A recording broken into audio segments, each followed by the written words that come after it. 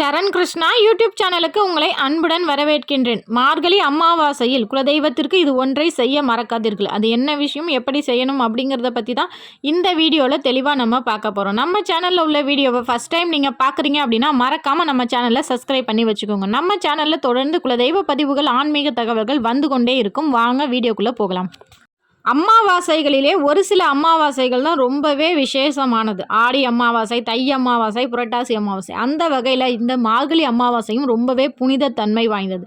இந்த அமாவாசையில் நம்ம முன்னோர்களுக்கு தர்ப்பணம் கொடுக்கும்போது அவர்களை நம்ம சொர்க்கத்தில் அனுப்பி வைக்கின்றோம். நேரடியாக நம்ம முன்னோர்களுக்கு சொர்க்கத்தில் இடம் கிடைக்கின்றது என்று குறிப்பிடப்பட்டுள்ளது.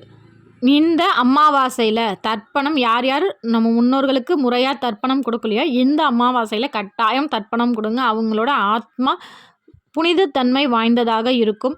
நம்ம முன்னோர்களுக்கு தர்ப்பணம் கொடுக்கும்போது குலதெய்வத்திற்கு அது ரொம்பவே பிடித்த ஒரு செயல்.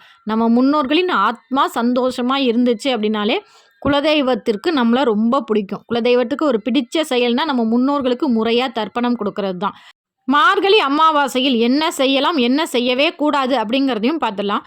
முதல்ல என்ன செய்யலாம்? முன்னோர்களுக்கு தர்ப்பணம் கொடுக்கலாம், குலதெய்வ வழிபாடு செய்யலாம்.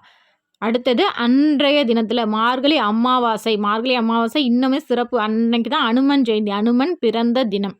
அன்னைக்கு அனுமர் வழிபாடு ரொம்பவே சிறப்பு. புனித நீர் நிலையங்களில் நீராடுவது உங்கள் உடலையும் மனதையும் சுத்தப்படுத்தும்.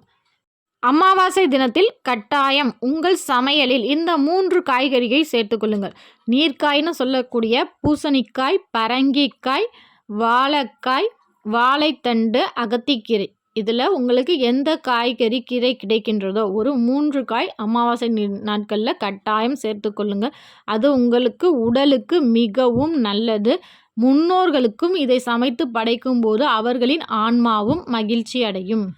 அமாவாசை நாட்களில் செய்யவே கூடாதவை: காலையில் வாசல் தெளிக்க வேண்டும், கூட்ட வேண்டும், ஆனால் கோலம் மட்டும் போடக்கூடாது.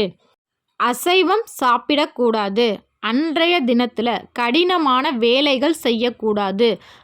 அமாவாசை நாட்களில் புவியின் சக்தி கொஞ்சம் ஏறுக்கு மாறாக இருக்கும். அமாவாசை பௌர்ணமி தினங்களில் பார்த்திங்கன்னா நம்ம பூமியில் ஒரு சில மாற்றங்கள் நிகழ்கின்றது. இது அறிவியல் பூர்வமாக நிரூபிக்கப்பட்டுள்ளது. அந்த நேரத்தில் நம்ம உடல்லையும் பலவிதமான மாற்றங்கள் வரும். அப்படி இருக்கும்போது இரத்த காயம் படும்போது ரத்தம் நிற்கவே நிற்காது, இரத்தப்போக்கு அதிகமாக இருக்கும். அதனால் கடினமான வேலைகள் செய்யாதீர்கள். அமாவாசை நாட்களில் கோவில்களில் மொட்டை அடிக்கக்கூடாது.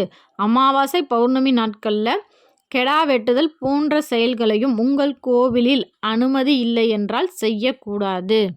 அமாவாசை நாட்களில் கட்டாயம் எல்லாரும் முடிந்த அளவுக்கு ஒரு ஜீவனுக்காவது, ஒரு எறும்புக்கோ, ஒரு நாய்க்கோ, இல்லை ஒரு பசுமாட்டிற்கோ, இல்லை உங்களால் முடிஞ்ச, அவங்கள்ட்ட அதிக பண வசதி இருக்குது அப்படின்னா ஒரு ஆசிரமத்திற்கோ உங்களால் முடிந்த உணவுகளை தானம் கொடுங்கள். இது ஆண்கள் பெண்கள் யார் வேணாலும் தாராளமாக செய்யலாம். அமாவாசை தினங்களில் நம்ம தானம் கொடுப்பது நம்ம முன்ஜென்ம பாவம் போகும். நம்ம எதிர்காலம் ரொம்ப சிறப்பாக இருக்கும். உங்களோட குழந்தைங்களோட வாழ்க்கையும் ரொம்ப சிறப்பாக அமையும். இப்போ அமாவாசையில் குலதெய்வத்திற்கு நம்ம என்ன செய்யணும் அப்படிங்கிறதையும் பார்த்துருவோம். அமாவாசை நாட்களில் குலதெய்வ வழிபாடு, காவல் தெய்வ வழிபாடு ரொம்பவே சிறப்பு வாய்ந்தது. உங்கள் குலதெய்வ கோவிலில் காவல் தெய்வங்கள் இருக்கும். காவல் தெய்வங்களின் அனுகிரகம்ங்கிறது கட்டாயம் தேவை. ஒரு வீட்டில் களவு போதல், திருடு போதல், அதிகமாக ஒரு பொருள் காணாமல் போய்கிட்டே இருக்குது அப்படின்னாலே கட்டாயம் அந்த வீட்டில் காவல் தெய்வத்தின் அனுகிரகம் இல்லை அப்படிங்கிறத நம்ம தெரிஞ்சுக்கலாம். காவல் தெய்வங்களுக்கு உங்கள் வீட்டிலேயே எளிய முறையில் நீங்கள் வழிபாடு செய்யலாம். குலதெய்வ விளக்கு ஏற்றுவது போல் உங்கள் காவல் தெய்வம் யாரோ, ஐயனாராக இருந்தாலும் சரி, கருப்பண்ண சுவாமியாக இருந்தாலும் சரி, உங்கள் காவல் தெய்வம் யாராக இருந்தாலும் அவரை நினைத்து இன்னொரு தனியாக ஒரு மண் அகல் தீபம் ஏற்றுங்கள். ஏற்றி என் காவல் தெய்வமே, எங்கள் குடும்பத்திற்கு காவல் இருங்கள். முதல்ல உங்கள் குலதெய்வ தீபம் ஏற்றுங்க. என் குலம் காக்கும் குலதெய்வமே, என் குலத்தை காத்திடுவாய் அப்படின்னு 3 முறை சொல்லிவிட்டு உங்கள் குலதெய்வ தீபம் ஏற்றுங்க. ஏற்றி முடித்த பிறகு காவல் தெய்வம், என் குலதெய்வத்திற்கே காவல் இருக்கிற என் குடும்பத்திற்கும் எப்போதும் காவலுக்கு இரு, என் குழந்தைகளுக்கும் எப்போதும் காவலுக்கு இரு, நீதாம்மா என்னோட காவல் தெய்வம், எங்களை எப்போதும் காத்தருள்வாய் அப்படின்னு சொல்லி மனதார வேண்டிக் கொண்டு நல்லெண்ணெய் தீபம், நெய் தீபம் உங்களுக்கு என்ன முடிகின்றதோ அந்த தீபத்தை ஏற்றி மனதார வழிபாடு செய்யுங்க. இந்த 2 தீபத்தை ஏற்றி முடித்த பிறகு உங்கள் குலதெய்வத்திற்கு இந்த ஒன்றை எடுத்து வைக்க மறக்காதீர்கள். அது என்ன அப்படின்னா, ஒரு கைப்பிடி உப்பு, அதில் ஒரு விரலி மஞ்சள், அதில் 3 ஏலக்காய். இது 3ஐயும் சேர்த்து ஒரு முடிச்சாக கட்டி கொண்டு உங்கள் குலதெய்வத்தின் பாதத்தின் கீழே வச்சுருங்க. வச்சுட்டு, என் குலம் காக்கும் குலதெய்வமே, எனக்கு இந்த ஒரு விஷயத்தை நடத்தி கொடு. உங்கள் வாழ்க்கையில் உங்களுக்கு என்ன விஷயம் தேவைப்படுகின்றோ அது நியாயமான கோரிக்கையாக இருந்தால் கட்டாயம் 3 அல்லது 5 அமாவாசைகளில் கண்டிப்பாக நடக்கும். அது வரைக்கும் அந்த முடிச்சுக்கும் உங்கள் குலதெய்வத்திற்கு எப்படி தீப தூப ஆராதனை காட்டுவீங்களோ அதே போல் அந்த முடிச்சுக்கும் தீப தூப ஆராதனை காமிச்சு தொடர்ந்து வழிபட்டு வாருங்கள். கண்டிப்பாக உங்கள் வாழ்க்கையில் என்ன விஷயம் நடக்கணுமோ அது கண்டிப்பாக நடந்தே தீரும். உங்கள் வேண்டுதல் நிறைவேறியவுடன் உப்பையும் ஏலக்காவையும் எடுத்து ஓடும் ஆற்றில் சேர்த்து விடுங்கள். அந்த விரலி மஞ்சளை உங்கள் குலதெய்வ உண்டியலில் நன்றி சொல்லி சேர்த்து விடுங்கள்.